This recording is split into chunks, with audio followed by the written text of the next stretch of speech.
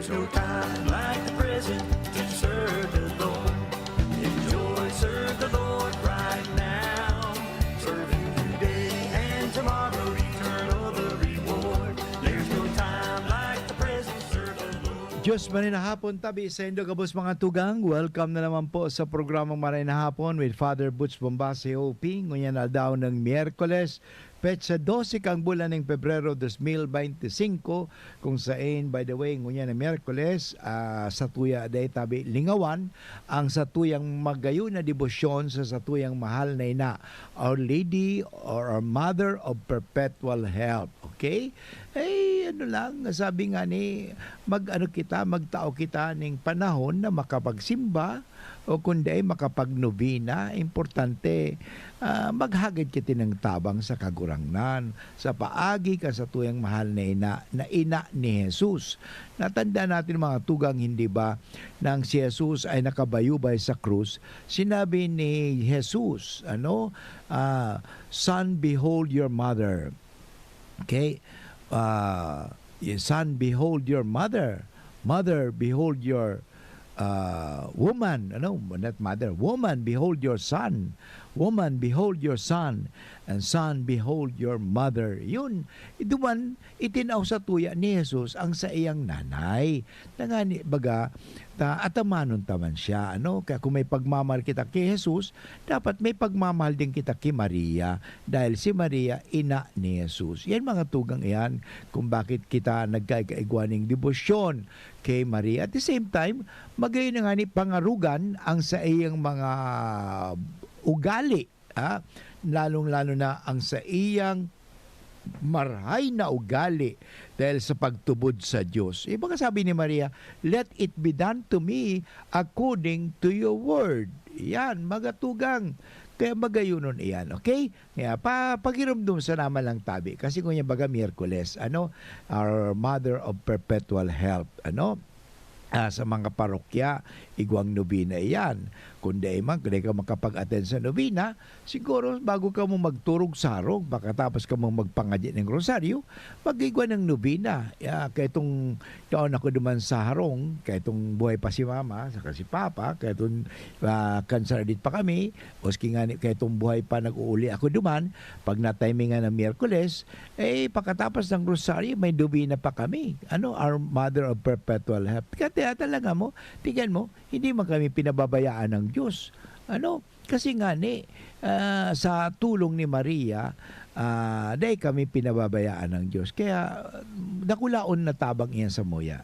Anyway, ngunyan na Miyerkules, sa tuyang pag-urulayan, ang manunugod nga sa pagkakan. Pagkakan. Kasi narumduman ko minsan, may isang kongregasyon na bawal sa inda magkakaning saging, magkakaning hotdog, pagkatapos magkakaning mga maharalaba ning talong.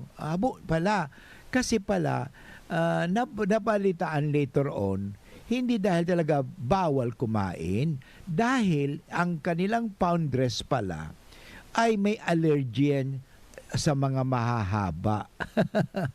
Kaya pinagbawalan sa mga madre. Bawal magkakaning talong, bawal magkakaning hotdog, bawal magkakaning saging, mga haralaba, yung tinatawag cylindrical. Hindi naman po dahil sa bawal, kundi dahil sa bawal sa sarong tao, pinagbawalan na gabos sa mga kairiban niya. Minsan nangyayari yan sa tuya. Kung bawal sa emo talaga yan, di bawal sa emo, dahil na pagdamay ang iba, tabakuban-bagan maraot, o magkakangkaning hotdog, magkakangkaning ning saging, o magkakangkaning talong, o magkakangkaning opo. Yung mga haralaba na yan. O magkakangkaning itong mga haralaba. Yan. Di wala pagbawalan. Gusto na magkakan. Dahil sa sarong tao, pinagbawalan na gabos. It's unfair, mga tugang. Kan minsan nangyari sa ibang mga religion. Actually, kung tutusin, gabos na pagkakan ay pwedeng kakanon. Ay tulad halimbawa, sa may diabetic ka o diabetes ka na. Bawal na magkakan talaga ng mga bawal na pagkakan. O halimbawa, may mga pagkakan na na-allergy ka, di bawal may hipon. Bawal magkakan kay may allergy ka. Pero hindi dahil sa masama o dahil magkakasala. Iba po yun eh. It does not make you sinful if you eat banana. Okay? O if you, halimbawa may allergy ka, it does not make you sinful. Pwede harmful but not sinful. Pagkakaiba, iba po ang kasalanan sa yung tinatawag na hindi naman kasalanan. Hindi naman kasalanan po eh. Alam mo, titingnan natin na all foods can be declared clean. Hindi naman masama po, hindi man marumi yan eh. Si Jesus nga eh. Nga lang because of religion, because of sabi ko nga, yung madre dahil sa may allergy, ay bawal na sa kanilang kongregasyon ang magkakan. Pero nang namatay yung founders nila at nagkahiwalay-hiwalay na nga, pwede na silang magkakaning talong, magkakaning mga haralaba, yun. So, pipino, arugan, bawal kasi magkakaning pipino. Sa arugan, bawal yan. Pero alam mo mga tugang, ang gabos na nilikha ng Diyos ay mabuti. Kung titingnan natin, walang ginawa ang Diyos na masama. Kung titingnan natin sa Genesis, what God has created is good. And God saw it was good. Hindi ba sinabi, it was not good? Sa Bible, ang nakalagay doon sa first book pa lang ng Bible, everything that God has created is good. Sir, lahat po yan. Siyempre, pag may high blood ka, bawal ka nang kumain ng baboy. Yun. Sinasabi kasi, may mga hindi necessarily kasalanan, kaya bawal. Bawal dahil siguro dahil sa kalusugan mo, bawal yan. Yun. Pero hindi kasalanan. Hindi lahat na bawal, kasalanan. O ang maligo, kasalanan ba maligo? Bawal. Siguro, dahil pagod na pagod ka, maliligo ka, So, riuma ang abutan mo kaan. So, may ang problema kasi, pag sasabihin na, bawal, kasalanan. Hindi naman lahat na bawal, kasalanan. May mga bawal talagang kasalanan. Halimbawa, yung pakikiapid, bawal talaga yan. At yan, kasalanan. So, hindi lahat na bawal, kasalanan. Pero may mga bawal na kasalanan. Yun. Tandaan natin yan mga tugang. Kasi, from the very start, dapat maliwanag sa tuya yan. Kasi kung gabos bawal na yan, o bawal tumawid, o di ka na makakatawid, bawal lumabas, o di dahil sa ikaw bata, o bawal magpagabi, kasi diyan pala sa lugar na dadaanan mo ay may mga rapists, so baka raping ka dyan. So bawal, hindi po kasalanan. Ulitin ko may mga bawal na hindi naman kasalanan, at may mga bawal na kasalanan. Yan ang dapat kaingatan natin, okay? Anyway, yan po pag-urulayan ta. Kasi mga tugang, sabi nga may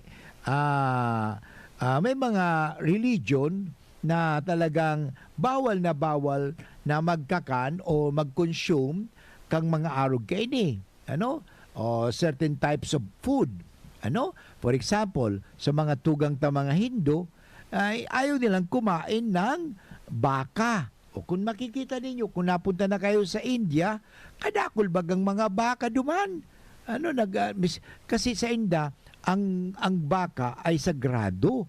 Kaya pinagkakan mo sa baka, bawal po yan kasi yun, sagrado sa kanila yun.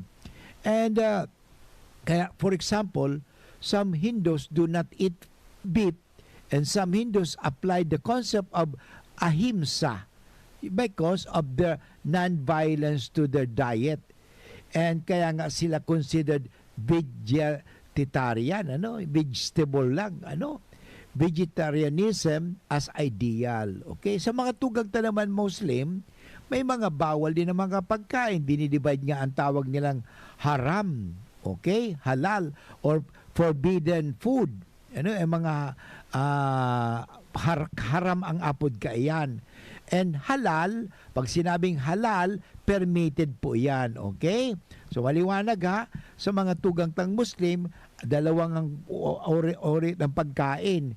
Yung forbidden, o sa salitang Muslim, haram, o permitted, sa kasalitang Muslim, halal food. Yan, kaya mag-ingat kita. Kaya nga pag nandoon sa mga tugang-tang Muslim, sinasabi, yan po ay halal, pwedeng kainin. Okay, anyway, babalik yan si Padre Butch pagkatapos ka mga pagirumdum at padagos na giraray, may mga kaaraman sapagkat ang programang ining maray na hapon, nagtataon ng informasyon, inspirasyon, asin, bendisyon. Babalik muli si Padre Butch pagkatapos ng mga paalala. Ang numero unong kailangan sa ngayon, extra strong ka dapat para di ka mawasak ng anumang hamong ibigay sa'yo. Ang hanap ng Red Horse Beer, extra strong na tulad mo. Lakas. Tama. Kayang tumindig at harapin ang mga pagsubok na parating. Panatag ang loob na bukas na namnamin mo ang iyong tagumpay. Lakas ng tama pero di wasak sa hamon ng bukas. Red Horse Extra Strong, the #1 extra strong beer in the world. Drink responsibly. Red Horse Extra Strong, the #1 extra strong beer in the world. Numero 1, tulad mo. Drink responsibly. Pre, makinig ka muna. Payong kaibigan lang ha. Work hard, play hard. Yan ang motto ko dati. Pero nakakapagod din pala katagalan. Sa gitna ng lahat ng mga puyat, inom at pagkain ng masasarap, kasama na ang oily at fatty foods, kailangan pa ring bantayan ang kalusugan. Tamang kontrol ang kailangan. Katuwang ko, ang Liverade. May silimarin na maaring makatulong, protektahan ang atay. Cheers to more good times. Be a liver lover. Mahalagang paalala, ang Liverade ay hindi gamot at hindi dapat gamitin paggamot sa anumang uri ng sakit. Ang good drinks at good food, perfect combo. Isama pa ang Liverade para sa kalusugan ng atay. Mabibili sa mga leading drugstores nationwide. Come to the Metro and you will find everything you need. So keep this in mind. Something sporty. Something smart. Something homey. That's just the start. Whatever you beat it, whatever you style. It's here at the Metro. It'll be worth your while. There's something for you. Something for you. Something for you at the Metro. There's something for you at the Metro.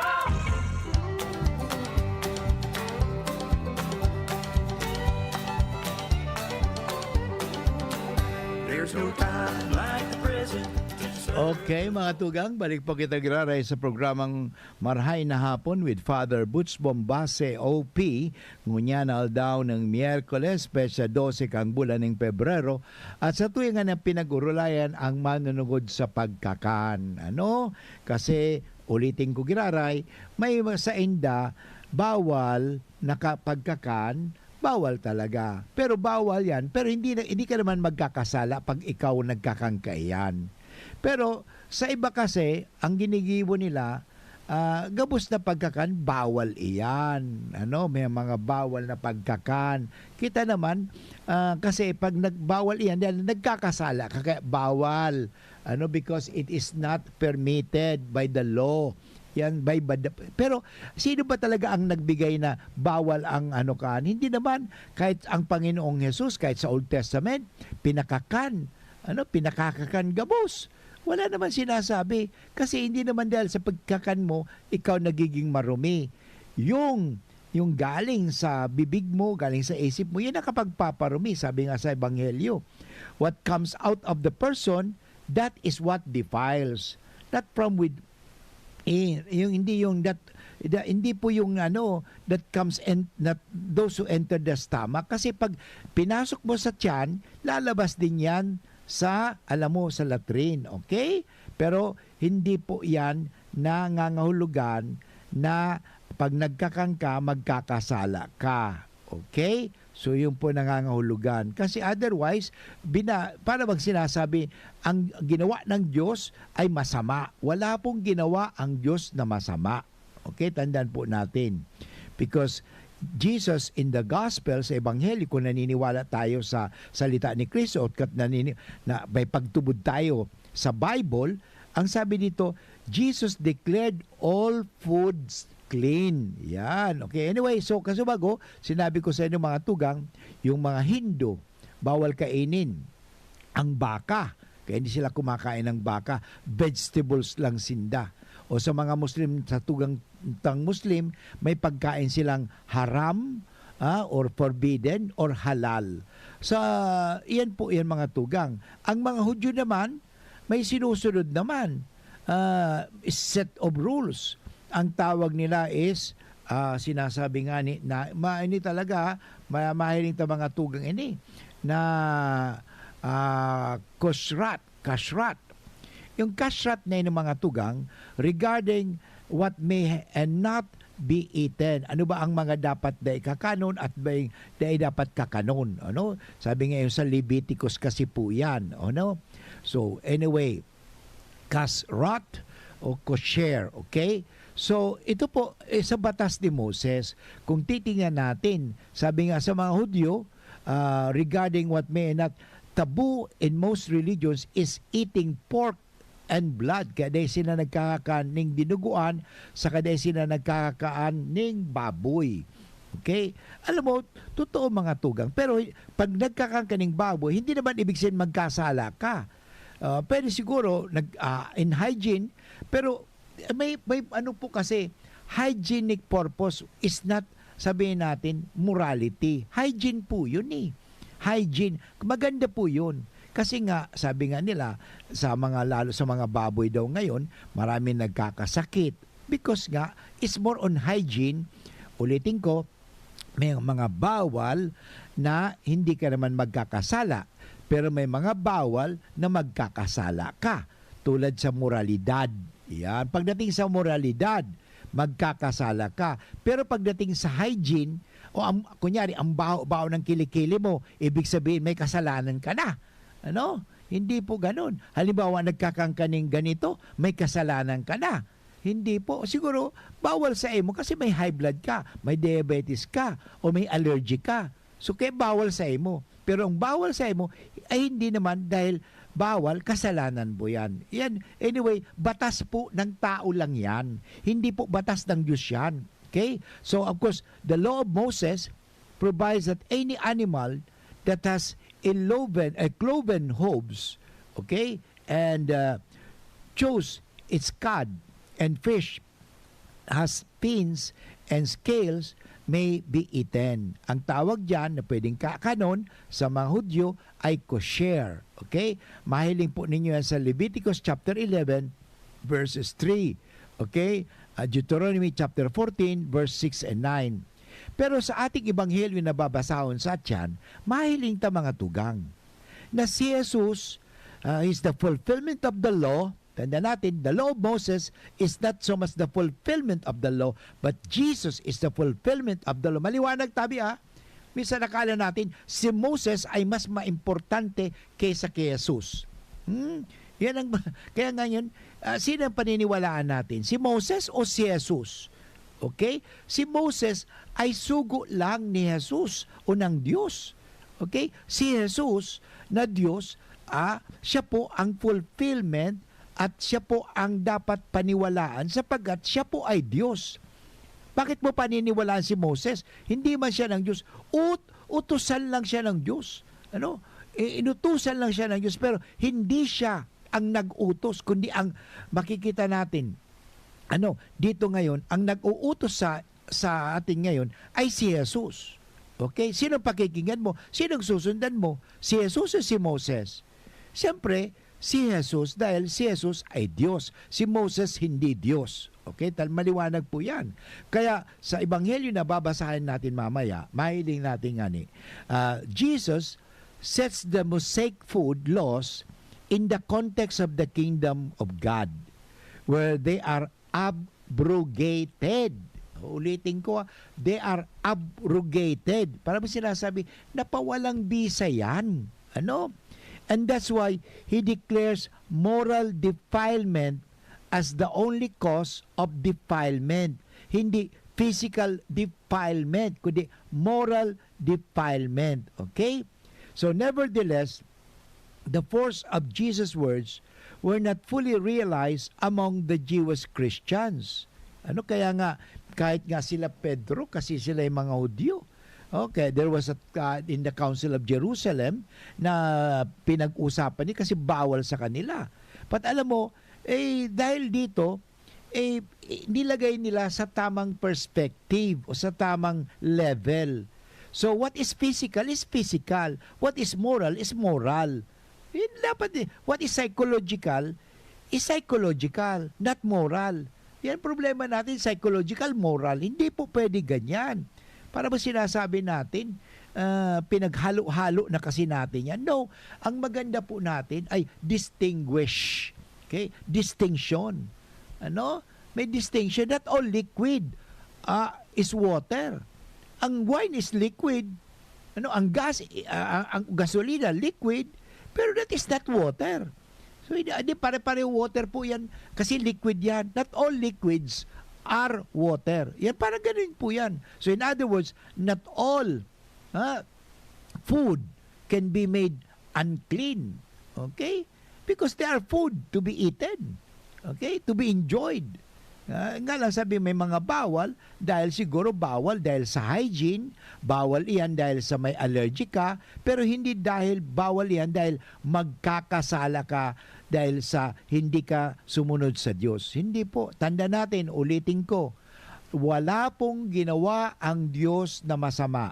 Ang tao ang gagawa ng masama at ginagawa ang bagay na masama. Yun po ang tanda natin. Ano? Na hindi man masama, pero minamasama ng tao. Arog na lang ba kayo kaya mag-ingat din kita sa mga panghusga. Halimbawa, may nakita kayong pare, may kasamang babae. Yun, minasama mo. Dahil nag-isip ka, ay, boy girlfriend siguro ng pare yun. Na hindi mo alam, kapatid niya pala yun. O, tingnan mo, minasama mo. Yan ang problema sa atin. Na mga tao kasi minamasama ang hindi naman dapat maging masama. Yan. So, wag mo, sabi nga sa Bible, pag wala itong sinasabi na walang pangalan sa Bible, wag mong pangalanan kasi wala nga pangalan yan. Oh, pag may pangalan sa Bible, may pangalan yan. Wag mong alisin yung pangalan.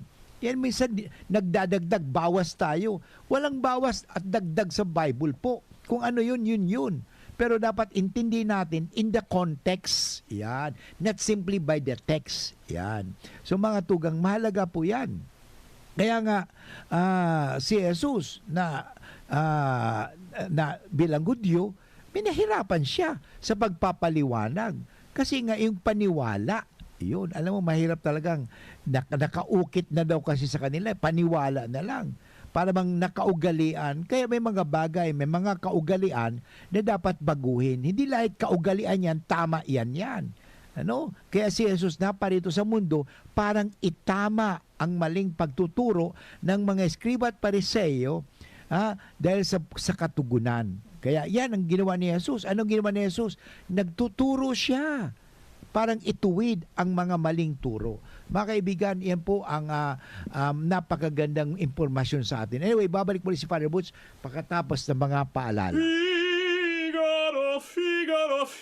Birit na sana kaso parang may gumagasgas. Ganyan ang ubong may plemang mahirap ilabas. Mag-Plemex Forte Syrup. Gawa sa natural na lagundi. Tinutunaw ang plema. Pinipigil ang ubo. Ramdam ang hagod ng ginhawa. Sing your heart out. Basta lagundi, Plemex. Mabibili ang Plemex Forte Syrup 60ml at 120ml sa mga pangunahing butika nationwide. Vitex Nagundo L is a generic name of Plemex Forte. If symptoms persist, consult your doctor.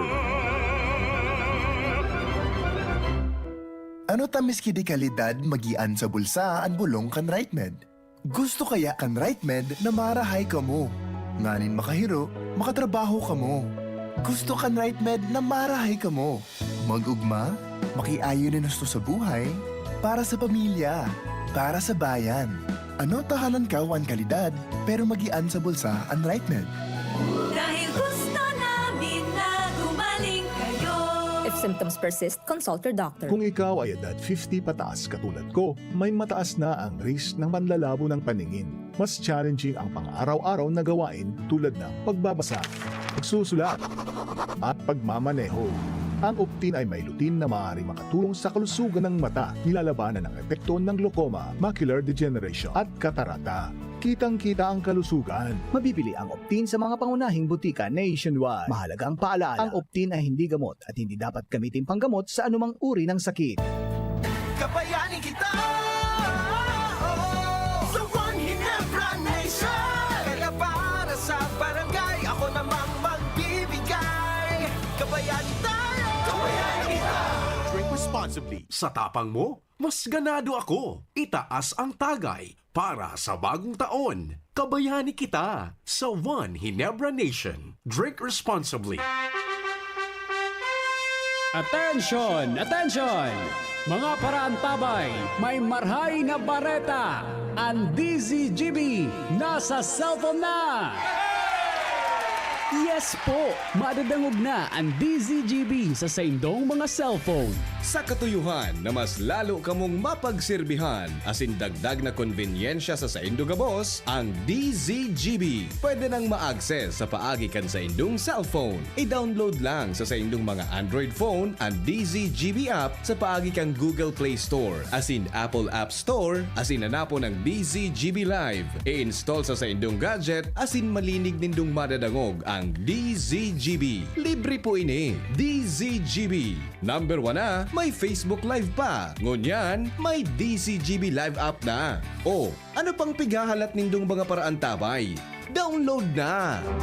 Radyo Balagon ka ito, DCGB Ngunyan. Ang nainot, pirming nanginginutan.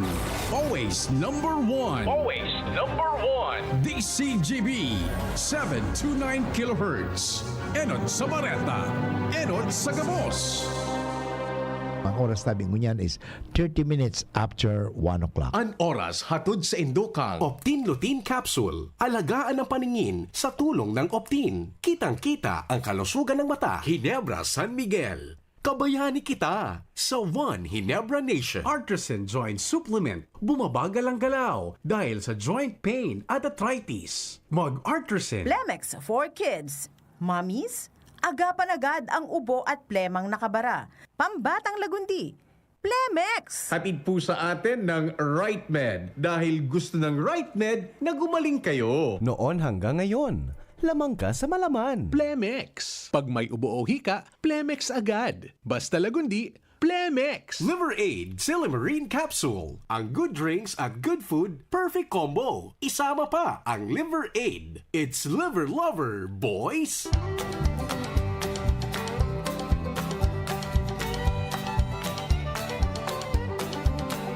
There's no time like the Okay, basahin ang banal na balita ng Diyos tungkol nga sa pagkakaan. Gusto kong ipagiraray, ipagirumdum sa inyong mga tugang na ang gabos na ginawa ng Diyos ay marahay. Ang tao lang ang nagpapakaraot o nagigibo ng maraot.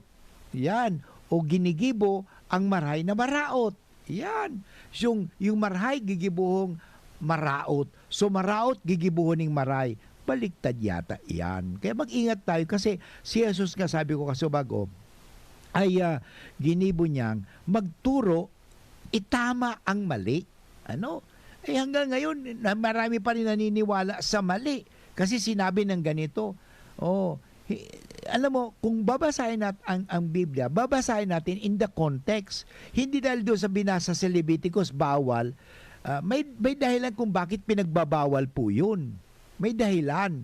Hindi dahil sa morality. Ano? Is that the moral defilement? But ang the cause ko, hindi po yun. Tandaan po natin. Ano? Peter had been given a vision. Sabi nga, natandaan po natin ito. Kung babasahin natin ang Biblia, okay, nasa Acts of the Apostles chapter 10 verse 15. Siguro magayon na basahon mga tugang ini. Okay, magayon mga tugang na pagirumdum ini sa tuya sa Acts of the Apostles or Acts of the Apostles chapter 10 verse 15. Pero mas magayong basahon ko girari ning sequence ni digdi siguro magayon iniho sa mula sa verse 9. Mag-aalas 12 na ning udto kaidto. Nagutom si Pedro, si Pedro nagutom. Asin buot niya magkakan. Mantang inandam ang kakanon, nagkaigwa siya ning bisyon. Tingnan mo bisyon, nagpahiling ang Diyos sa iya.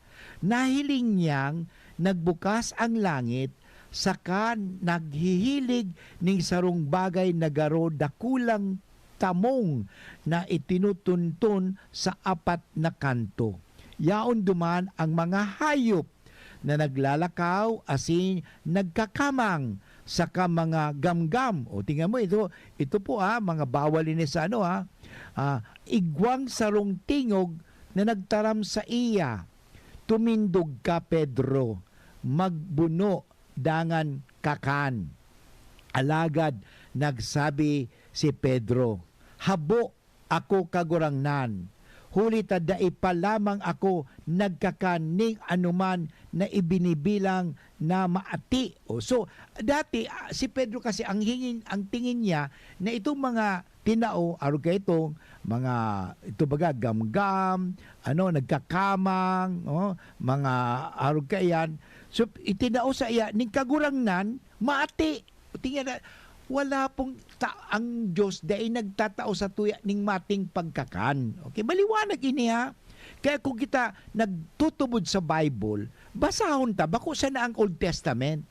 Basahon ta ang New Testament kasi sa Old Testament may dahilan po yun sa Leviticus kung bakit pinagbawalan ang mga Hudyo magkakan ka itong mga bawal. Hindi dahil sa magkakasala sila, kundi kung titingnan natin, may hygienic purposes po kasi. Totoo naman yun. May hygienic purposes. Pero di magayunon ang sabi ng kagurangnan. Tandaan nindo, ang Diyos ba nagtatao ning maati? Yun. Ano sabi ng Diyos sa iya? Iniinsulto ta ang Diyos kaiyan. Ang sabi, uulitin ko, nagtaram giraray ang Diyos. Ang anuman na nilinig, ang anuman na lininig ng Diyos, dai mo ibilang na maati. So, sisay kang tao ka lang. Tulong beses ining nangyari, dangan ang bagay na ito ibinalik tulos sa langit. Mantang iniisip ni Pedro kung ano ang kahulugan kang bisyon na nahilig niya, nag-abot na ang sinugo ni Cornelio. Yun naman yan, tulog yan. Nagapot sinda yan. Mga tugang magayon. Talagang sinasabi sa tuya na daitabi ang Diyos nagibo ning maati. Ang gabos na kakanon ay pwede itong kakanon. Okay? So maliwanag po yan. Ulitin ko. Acts of the Apostles chapter 15 to 29. So, nevertheless, this remains the heart of the matter. True holiness is internal, not external. Ang tunay na kabanalan ay hindi po sa panlabas, kundi panloob. Okay? So, food taken does not affect the heart. Okay? Tandaan po natin, ang mga pagkakan, dahil man po nakakaapekto ang kan sa tuyang puso, ang sa tuyang isip, o sa tuyang konsyensya bilang tao. So what comes out of the human heart, ang mga nasa isip ta, what comes out of the human heart and translate into action, the sins that Jesus enumerate are what defile the human person. Ang nagpapaati sa tao, hindi ang pagkakan ang nagpapaati sa tao.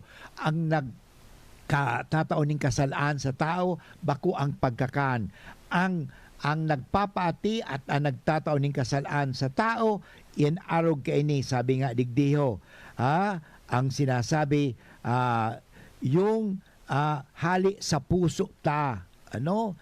Evil thoughts. Anong evil thoughts? Maruming pag-iisip. Bastos na pag-iisip. Unchastity. Theft. Yung pagnanakaw. Murder. Adultery. Greed. Malice. Yung pandaraya. Licentiousness. Inggit or envy. Blasphemy. Anong pag-insulto sa Diyos Yan, ininsulto mo ang Diyos. Ay, Diyos, ang tinatao mo sa kuya, dahil ko pwedeng kakanon. Bawal iyan. Ano mismo nga ni ang Diyos nagsasabi, bako ining bawal. Ano babawalan mo? Ang Diyos na mismo ang nagsasabing, bakong bawal, pagkatapos ikaw, sino mas makapangyarihan? Ano? Si Moses o si Jesus? Sino mas makapangyarihan? Ikaw, yung pastor o si man o ang Diyos? Ang Diyos ang mas makapangyarihan. At dahil ang Diyos ang mas makapangyarihan, siya ang satuyang sundan. Okay? Sunodon. Okay? Ano yan? It is what makes a man unclean. It's not so much what we, ano ang kinain natin, kundi ang satuyang mga gibo-gibo na maraot at satuyang mga gibo-gibong mga daikad tama. O no? Sabi nga, licentiousness, envy, o arrogance. Inang arrogance ini. Arrogance bagay yan, kayabangan na bagay ini, na sinasabi na nga ng Diyos sa kay Pedro, kakanon mo ini. Ang sabi ni Pedro, dahil kung mati iyan, masyado kang arrogante. Pedro, arrogante ka. Ano? Ang Diyos na mismo nagsasabi sa imo sa pangitain. Na kakanon mo ini, taday akong tinatao sa imong maati. Ang gabos na tinatao ko sa imo, kakanon mo. Yun. Pagkatapos, dahil ka makakang ka ini, pang-insulto ini, dahil sa kayabangan ng tao. Alam mo yun naman talaga minsan Ano? Dahil sa sobratang kayabangan, arrogance baga, yabang-yabang natin. Ay, hindi lang yun. Folly. Ano? All these evils come from within and they defile. No? So basahan ng mga tugang ang banal na balita ng Panginoon sa Tagalog. Maganda po naman ini. O kung mas maganda siguro sa tuyang basahon ang marahay na bareta ayon sa mas magayon kung sa Bicol, ano? Kay San Marcos. Sa San Marcos Kabanata 7, okay? 7, talata 14 hanggang 24. Ini po mga tugang. Pinarani giraray ni Jesus ang mga tao dangan sinabihan, danguga ako, saka sabutan nindo ang gabos na sasabihin ko sa indo. Maliwanag sabuto nindo ang sabi ni Jesus, ang sasabihin ko sa indo. Bakong ang minalaog sa nguso kan tawo ang nakakapaati sa iya sa atubang ng Diyos, kundi ang minaluwas sa iya ang may talinga magdangog. Yan.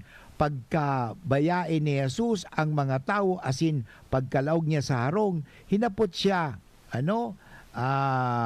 hinapot siya kan mga disipulo, asin sinabihan sila ni Jesus, daiman kamo nakakasabot, mayo ning anuman na kinakakan ang tao na talagang nakakapaati sa iya. Tindan mo si Jesus mismo nagsabi kay ni.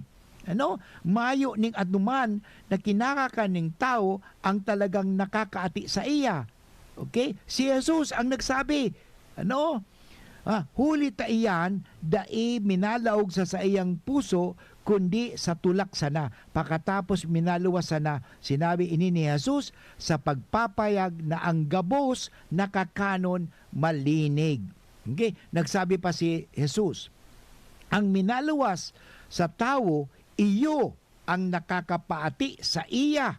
Tingnan mo, madawag nindo Ayan, ang minaluwas sa tao, sa ngusok ang tao, pagmumuda. Huli tahali sa laog, sa puso ng tao. Minagikan ang mga maraot na kaisipan, imoralidad, paghabon, paggadan, panambay, o pagsasambay, pagkaara, katampalasan, pandaya, kadustaan, pagkauri, chismis, pagkaumbabawan, masyadong mapag-imbabaw, kalulungan, ining mga karatan nagikan sa puso kan tao, iyo ang nakakapaati sa iya.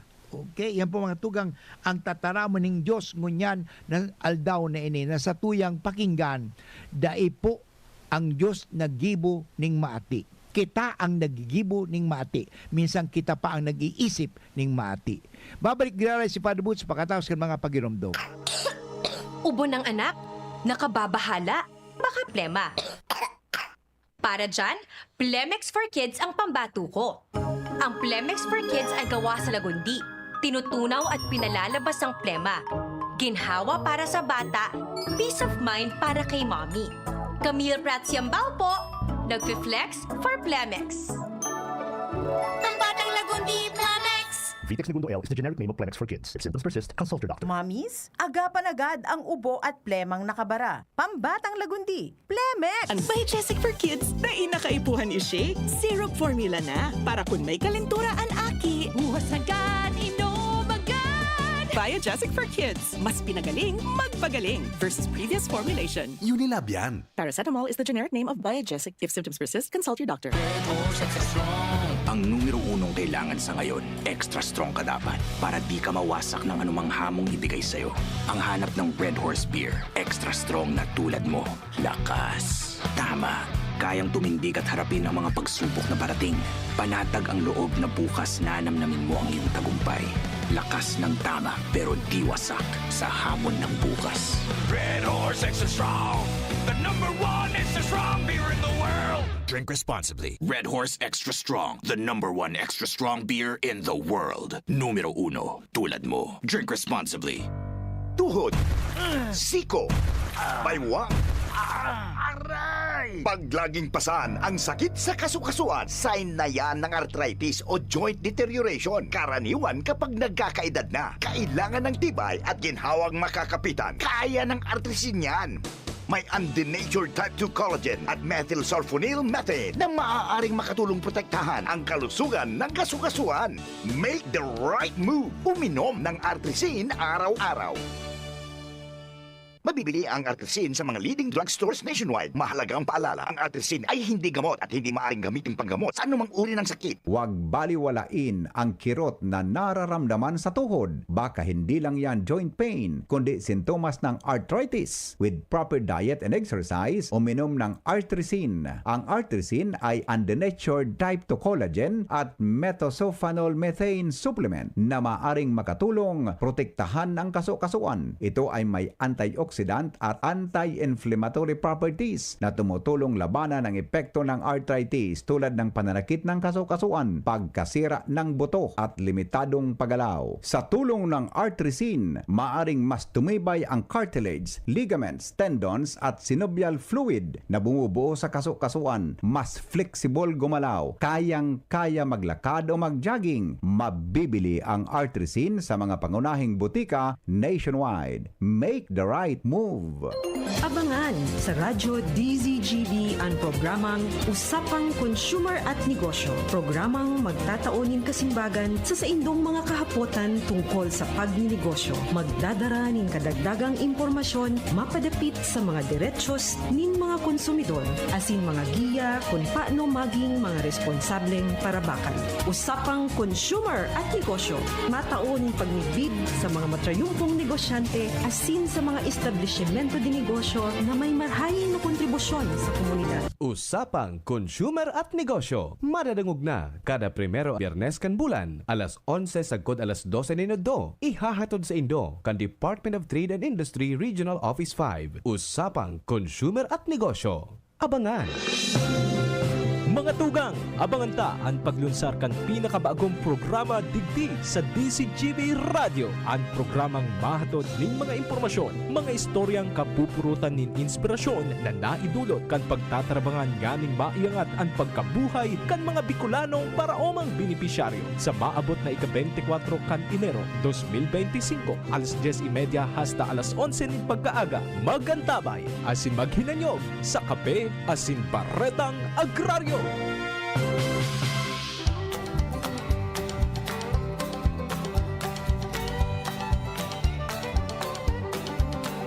There's no time like the present. Okay mga tugang, balik po kita giraray sa programang Maray na Hapon with Father Butch Bombasi OP at sana po kamo ay naliliwanagan kan sa tuyang tinutukar niya na hapon manunog niya sa pagkakan na ang pagkakan, ulitin ko, may bawal, hindi dahil sa bawal at magkakasala ka, dahil bawal iyan dahil sa kalusugan mo. Halimbawa, may high blood ka, paparakakan ka ng bawal na pagkakan, magkaka-high blood ka, diabetic ka na nga magpa magpaparakakan ka pa, bawal na pagkakasa diabetes, magkaka-diabetes ka, magagadang ka pa niyan.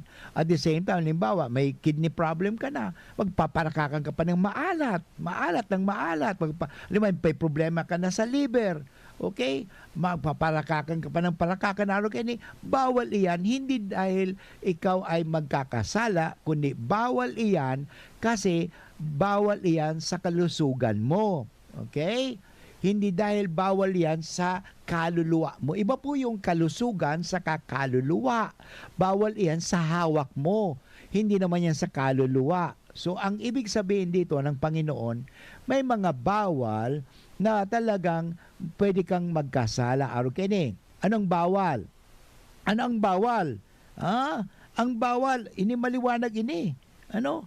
Kahalayan, pagnanakaw, pagpatay, pakikiapid, kasakiman, kasamaan, pandaraya, kalaswan, kadustaan, pagkainggit, paninira, kapalaluan, kabuktutan o folly. Yan po ay masamang bagay na nakapagpaparumi sa tao. At nakapagkakasala. Ito ang mga bawal. Hindi bawal ang kumain. Bawal ang gumawa ng masama. Sapagkat pag kumain ka naman, hindi ka naman magkakasala. Pero pag gumawa ka ng masama, magkakasala ka. Tandaan po natin, it is dahil sa moralidad tayo ay nagkakasala, hindi po dahil sa sa psychology. Psychological. O sinasabi nga nila wala na daw kasalanan, psychological illness na lang or mental health na lang daw kasi yun. No, hindi po mental health yan. Ang kasalanan ay kasalanan. Ang suicide ay hindi po, this is not simply mental illness, kundi it's a sin. Kaya wag mo natin sakupin ang hindi dapat natin sakupin. Hindi mo sa sarili yan eh. Kaya pagdating sa mga moralidad, let the moralists tell us, okay? Not the liturgies, not the canonists, but the moralists, sabi nga, importante mga tugang yan, not the scientists. The scientists cannot say, that is sinful. Okay? Hindi pwede because that is not in their field. Hindi lugar po nila yan. Just like kami mga pare, hindi pwede natin sabihin na ang tungkol sa science because although nag-aral kami, may mga scientist na pare, pero hindi naman ibig sabihin that is his line of work. Because ang simbahan is more on faith and morals. Pagdating sa eleksyon, hindi ba may arog naman kayan? Bakit? Pandaraya.